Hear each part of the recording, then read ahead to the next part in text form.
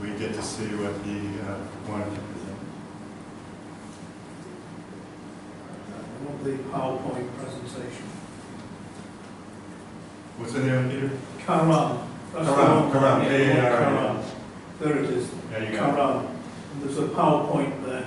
Not the, yeah, you use the PowerPoint. It might be slightly incomplete, this, but you know, it's the nearest that he was able to do. Right.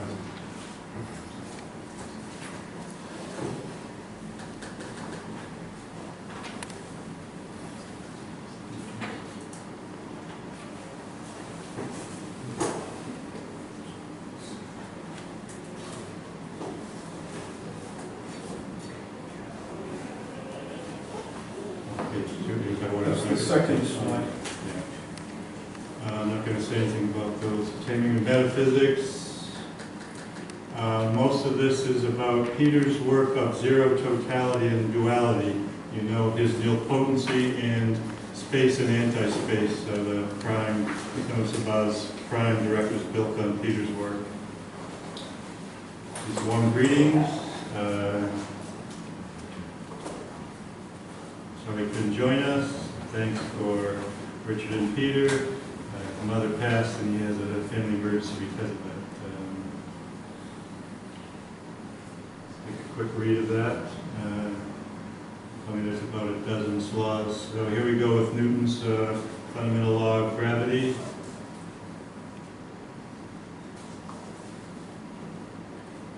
I think he's talking here about Newton's statement that he's found the two principal causes of attraction.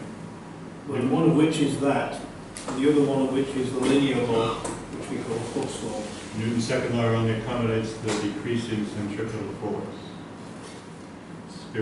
Spherically symmetric, mass is localized at the center. A compounded force which two spheres attract each other is at the distance between the centers of the spheres. Proportional to r to the n.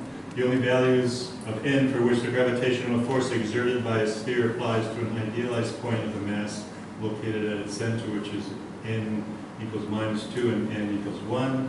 The case n equals 1 is derived from a form of Hooke's 1660 law of elasticity in a spring. Pierre Simon Laplace in 1812 showed that the most general attractive repulsive force law is as follows from the second law.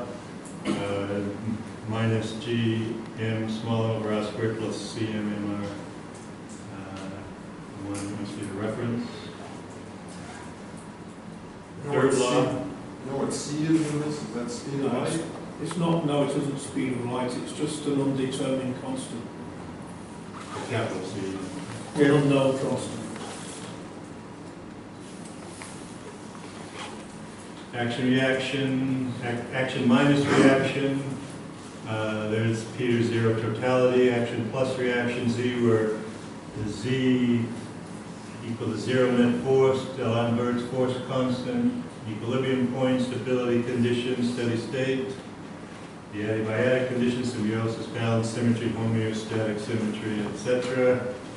And there's some examples. These slides will be available to anyone who wants to review them. In Vigier 8 and 9, Sabah has made some reference to this. Those are available in through Peter's work on another sphere. Again, gravitational law proportional to r to the n. The only value for which n for which the gravitational force exerted by a sphere applies to an idealized point of the mass located at its center, and -2 and n1. Did I go the wrong way? Can I say something about... Yes, please do. In the Principia, Newton found that there were only two force laws for which you could get an orbit of any kind from the centripetal force, one of which is the inverse square law, one of which was the linear proportional to r.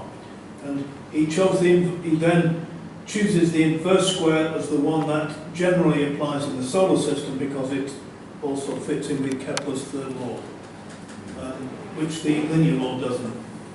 No, it does. Bertrand theorem said that. Sorry? It does. Bertrand showed long ago the 18th century, but there are only two forms of the law. Yeah, it's the Bertrand that lead to theorem. elliptic But orbits. Well, those two. But if you have an elliptic orbit, you have to have it in the centre. If it's a linear law, the attracting body has to be in the centre of the ellipse. If it's an inverse square law, it has to be at one of the two foci of the ellipse. Sure, but suppose I'm the only one that gives you that. Yeah. To get this wrong. Interestingly, the linear law is the only one for which you can solve a multi-body problem analytically, which Newton does do in the Principia. But presumably he's talking about closed orbits when he says so. Yeah, closed orbits. Yeah. Yeah. Stable orbits. They're the only two stable orbits. So essentially there are two stable orbits. Okay, from Mach's principle, we combine this repulsive force with the attractive gravitational force. Due to the total mass m at any distance, we can calculate an equivalent vacuum density rho from which...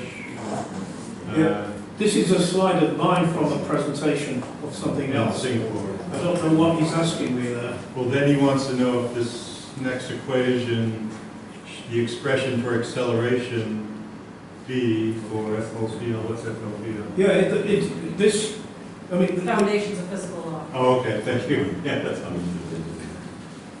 yeah, this does apply because the dark energy law is in fact a linear law. So you think that his assumption then is reasonable, the conclusion that Mach's principle can be manipulated to get... That's my assumption. Okay. Combining Newton's... This was nothing to do with dark energy, by the way. This Mach's principle thing dates back Right. 30 or 40 years in that I did. The force law obeys Hooke's law. Newton's second, and law plus Hooke's law. It would be interesting just as an example, but in fact it was originally a prediction. Many years after this prediction was first made, an effect of exactly this time was discovered. The latest data say that it is in the region of 68% of the energy of a universe at critical density. It is described as dark energy and is said to have no known explanation. The thing is, if you do this Mach's principle, then you get 2/3 of the energy is this in this linear stuff. And then but you know, and then you get experimental data years afterwards, which eventually say it's 68.3 to the 68% confidence limits. In my holographic multiverse model, the cosmological constant oscillates a little bit plus or minus above zero, and there's the rest of the multiverse can explain dark energy and dark matter because there's a weak causality, so it's not overpowered, just enough. And that, we don't have time, but there's a correlation with Mach's principle. Returning satisfies Newton's third law. Orthogonality applies curvature. Self-adjoint operators are required in the Dirac-von Neumann formulation of quantum mechanics. Physical observables such as position, momentum, angular momentum, and spin are represented by self-adjoint operators on a Hilbert space. Eigenvectors of self-adjoint matrices are orthogonal. And that's standard quaternion algebra. Conjecture. If curved quaternion spacetime is an emergent phenomenon, then it is space that curves matter. Spacetime emerges as curved, and quaternions describe the entangled orthogonal phenomena that physicists have observed. Seismic waves, oceanic waves, electromagnetic waves, general transverse waves. Note that the Dirac time evolution operator is orthogonal to space. Wheeler described GR saying matter tells space how to curve, space tells matter how to move. Rolla reminds us that GR is not a theory of gravity, but a theory about gravity. Quaternions are orthogonally entangled and describes emergent space as curved. A couple of references. Order of emergence. A zero totality condition is maintained at all stages of emergence.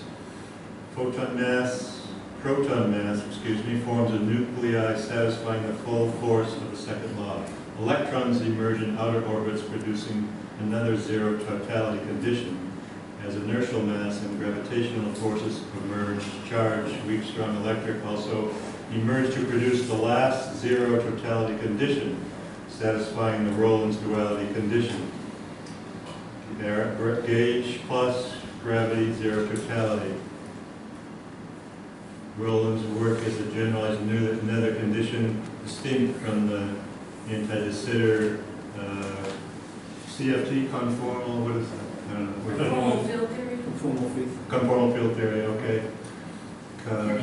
The anti-de Sitter conformal field theory, Malsadinia gauge, gravity, duality provides a non-perturbative formulation of string theory where certain boundary conditions that realize the holographic principle. Aren't there just 12 slides? Or?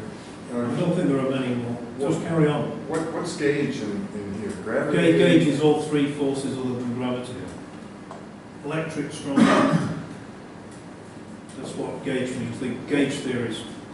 So it's got order of emergence, space-time, mass, charge, and Peter and Sydney, congratulations. We're having a violinist at the banquet, so we'll have some more.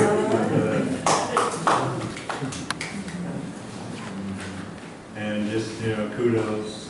Oh, this is kind of fun. He found a thing that it was supposed to be prophetic in us getting together as a team to. What does the Roman Senate have to do with that? One of those symbols, that's atomic maybe for over dinner or something like that. One of those symbols had to do with Rome. I don't know if it had to do with me. Yes, it does. It said, Senatus Republic. Okay, Sabah will have to reply to that email. Time, 1 hour for lunch now, come back. 2:30.